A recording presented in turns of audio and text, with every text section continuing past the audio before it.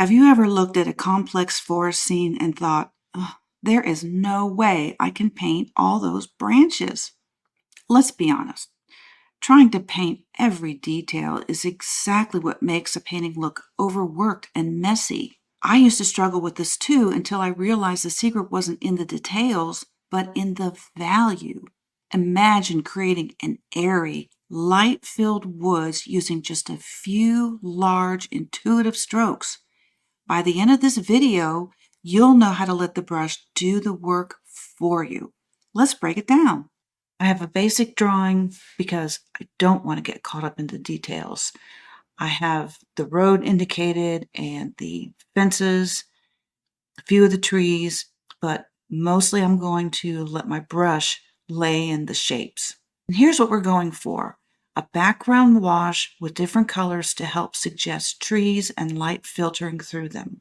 I'm starting in the center with light values to suggest an airy woods where light filters through the trees.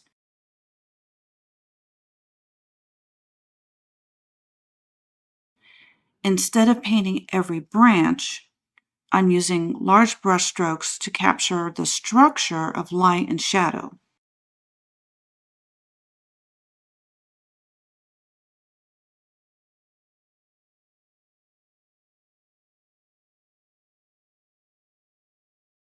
Notice how this cobalt blue and burnt sienna combine into a soft purple. It's perfect for those distant, desaturated values. Now that the background is dried, I want to darken the area that's furthest from the viewer. In order to create distance in the painting, I need to make the background a little bit darker, which will add depth, and this is what it'll look like. I've mixed up some cobalt blue with some raw umber and a little bit of burnt sienna and a touch of yellow ochre to suggest some green. That's the color that I'm going to use to get the feeling of distance. Now I'm working wet on dry to layer in that darker value.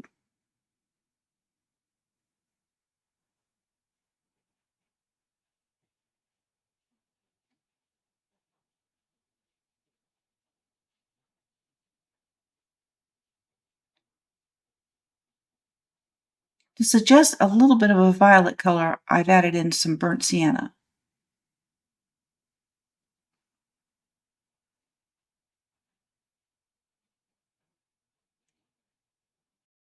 Because this area is still wet, I can continue to add in darker and darker colors to really get a deep value.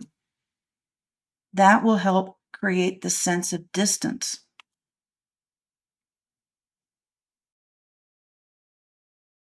Now that we've completed the background, we can start adding in the shadows on the snow. Now, the options for the shadows are you could go along with the sort of purple color you see in the reference photo, but a lot of times I find that the painting looks more unified if I use the colors and the shadows that I'm already using in the paintings. But if you really like that blue color, you can drop in a little bit of it into the shadow that you put down, and that can make your shadows look more lively. Here's a preview of what the midground will look like. In the reference photo, there are a couple of pine trees that are close together, but I'm going to separate them and paint them more like Christmas trees.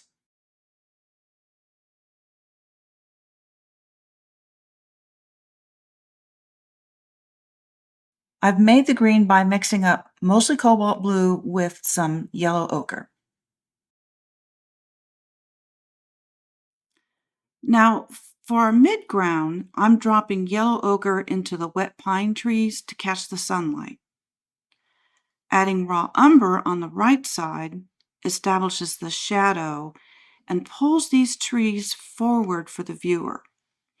We'll ignore the tiny background details to keep our focus on these nearly foreground shapes.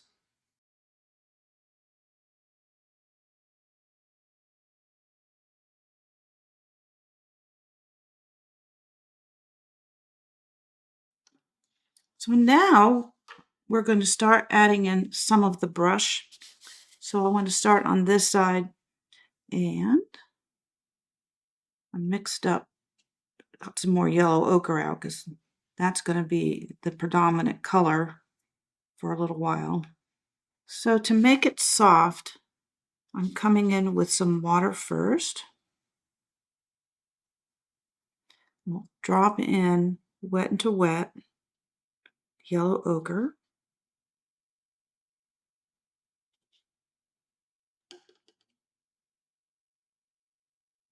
If it didn't wet enough, you can always go back.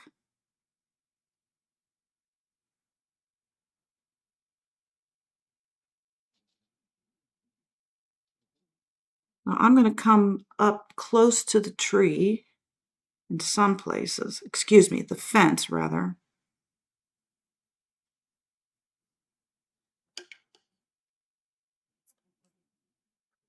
And then I want to put shadow color on that brush. And I'm just going to come in with this cobalt blue raw umber mixture. And that'll blend into the brush there.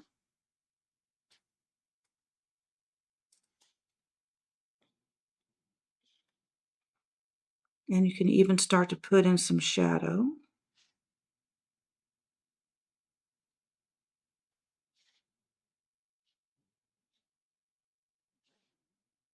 I'm now starting to paint in the midground trees, starting with yellow ochre. Now, a trick you can do is to spritz the paint, and that will get it to get a little bit fuzzy in places, and it helps it look natural. Switching to this Fuumuui number 10, and I'm going to add raw umber on the right because that's where the shadow is.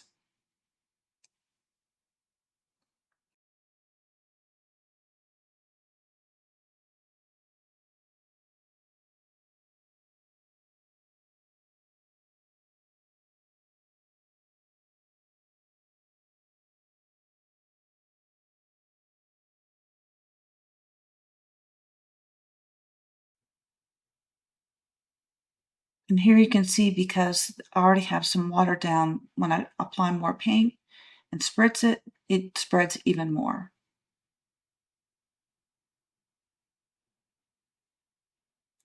This gives an airy feel.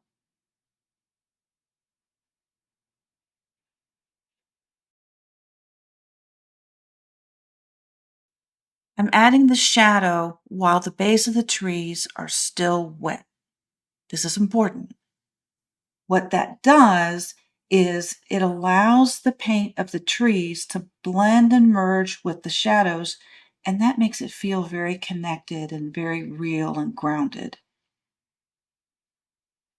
Here I'm putting in some of the brush that's on the right side of the road.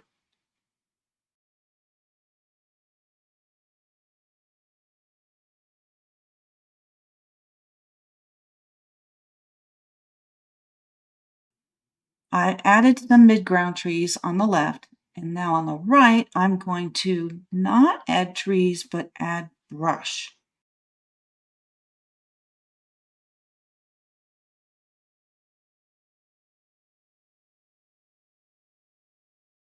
This is wet into wet.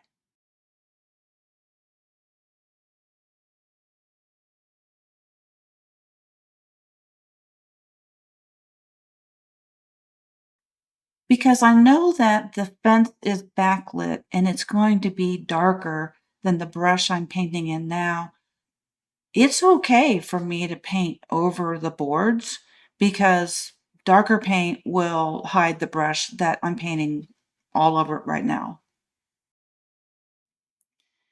It feels counterintuitive, but I'm using a brush that's a little too large for these foreground shadows. This prevents the painting from looking overworked and lets the bristles do the work for us.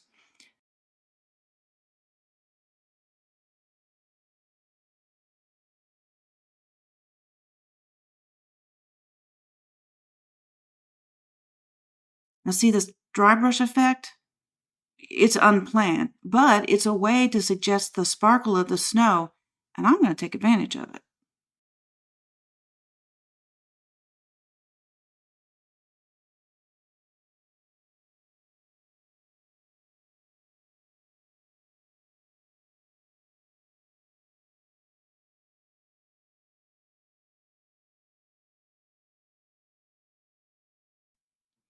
It's now time to define some tree trunks in a crisp manner because we're getting closer to the foreground.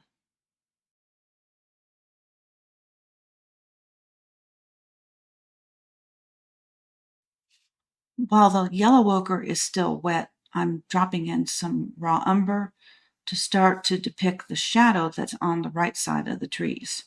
I'm working wet into wet.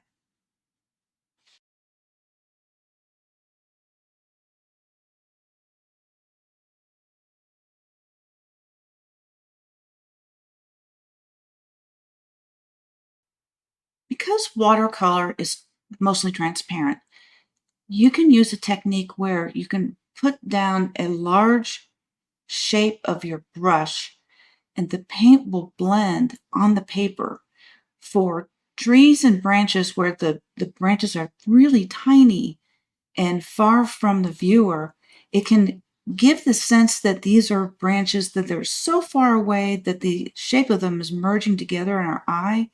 And so it's an easy way to paint a lot of branches at once without painting each one of them. And yet, when a person looks at the painting, it will read as, oh, those little tiny branches are in the distance. If you're tired of watching tutorials that look easy on the screen but turn them out on your own paper, I want to help you fix those hidden mistakes in real time. Every Saturday, I host a live paint along inside our community where we move through the full framework together, from mastering water control to completed landscapes you'll be proud of. This painting is one of those, and if you want to see the full version, click the link in the description below. Now that our midground is complete, we can paint in our foreground, and this will nearly finish the painting, but not quite. We still have a couple of things at the end that you'll want to see.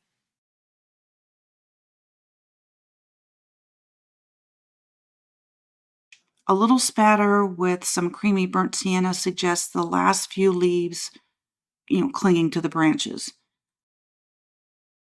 And a little spray of water can help those colors blend and look more natural.